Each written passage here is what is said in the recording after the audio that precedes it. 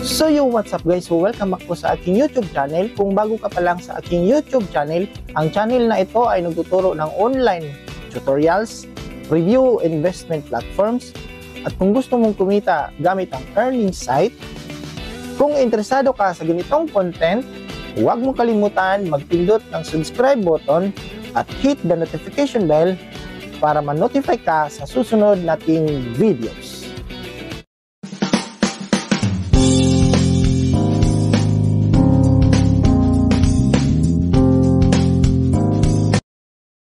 Disclaimer: this channel does not promote or encourage any illegal activities.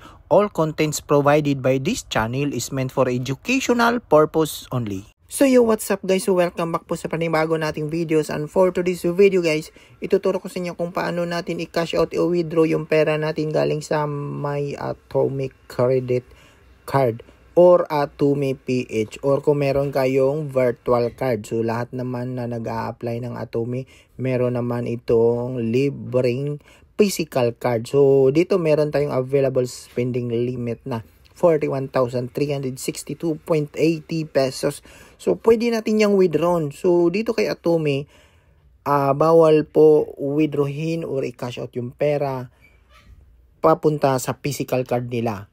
Dito ituturo ko sa inyo gamit yung Wise account, or kung meron kayong ibang e-wallet dyan na pwede kayong mag-add balance through yung payment niya is idadaan sa debit card. So dito kay Wise Philippines or Wise Pilipinas, pwede tayong mag-add dito ng balance through payment method niya is debit card. So yung or credit card. So gagamitin natin is yung virtual card. Dito sa Atomy is meron tayong virtual card at physical card. Yung virtual card, ito yung online na ililink natin doon sa Wise. At yung physical card naman, yun po yung gagamitin natin pang withdraw or pang cash out sa pera natin. So magre-request tayo ng pera, mag-a-add tayo ng balance dito sa ating Wise, at yung payment method na gagamitin natin dito sa Wise Pilipinas, Wise Philippines is yung debit or credit card natin. So sa mga wala pang Wise account, Wise Pilipinas, pwede nyo pong i-scan yung QR code natin at para makapag-register na po kayo. At take note po, para ma-activate po yung Wise account nyo, kailangan po siya ng 700 pesos. So yung Wise Pilipinas is meron din po siyang free na Wise physical card. So sundan nyo lang po yung step or guide kung paano po kayo mag-activate sa iyong Wise account. So dito is mag-add po tayo ng balance natin gamit ang ating Atomy PH, Atomy Credit Card. So kung nasaan man kayong bansa, pwede nyo pong withdrawin yung pera. So like for example ako, nasa Japan ako. So gagamitin ko po yung Atomy PH or Atomy Credit Balance from peso, withdrawin ko sa Japanese yen. So mag-a-add lang po tayo ng balance kung magkano yung gusto nyong withdrawin. At yung paying method natin guys is hindi po bank transfer, kundi yung pipiliin natin is yung debit card. Yung debit card na virtual card, yung information sa virtual card, yun po yung ililink natin, kasi yung virtual card pwede po yun pang link sa mga online transaction. So pwede din po yung physical card, kasi pang online din po yung physical card ni Atomy. So kahit saan dun sa dalawa.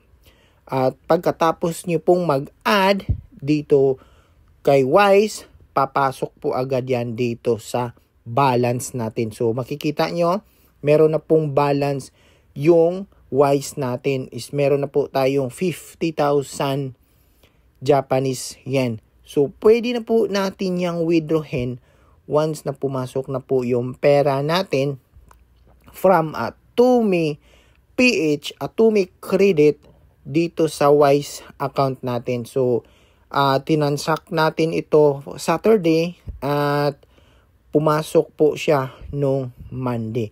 At meron pong Wise fees na 1,720 Japanese yen kung ang ipapasok mo is 50,000 Japanese yen. So, yun po yung transaction fee niya.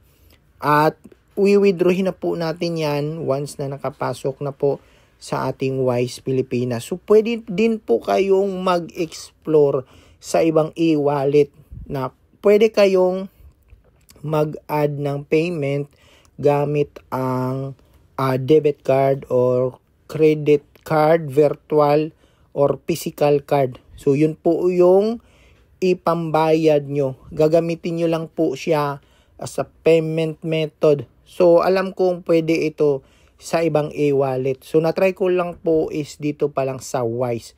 So, for sure, sa ibang e-wallet, pwede po kayong mag-add ng ibang payment method dun. At yun, pupunta na po tayo sa ATM and then gagamitin natin yung Wise card natin. Ayan, so free lang din po yung Wise physical card na nakuha natin galing sa Wise Pilipinas. At ipapasok na natin at piliin natin yung English at meron namang guide dyan.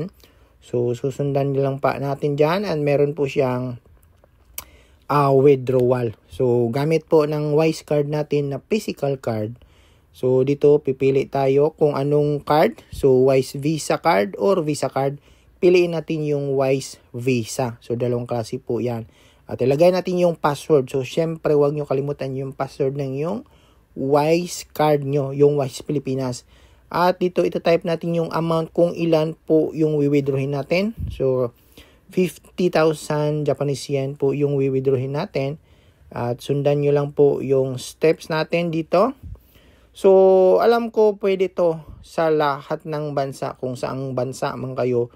Basta't meron kayong Wise card, pwede po yan. Or try nyo kung anong merong bank kayo. Basta't pwede kayong mag-add balance sa ganyang e-wallet. Ang payment niya is through debit or through physical or virtual card. Pag meron yan, so pwede nyo pong kunin yung balance, pwede nyo po kunin yung pera nyo sa Atome Credit. At dun, pwede na po yan. Kasi na-try ko na po, ayan. So, meron po siyang fee na 220 pag nag-cash out. At yun, transact na po natin. So, sundan nyo lang po yung steps niya natin guys. Sundan nyo lang. At kung may katanungan kayo sa ating video, pwede kayong mag-comment or pwede ko kayong tulungan. I-PM nyo lang po ako kung paano.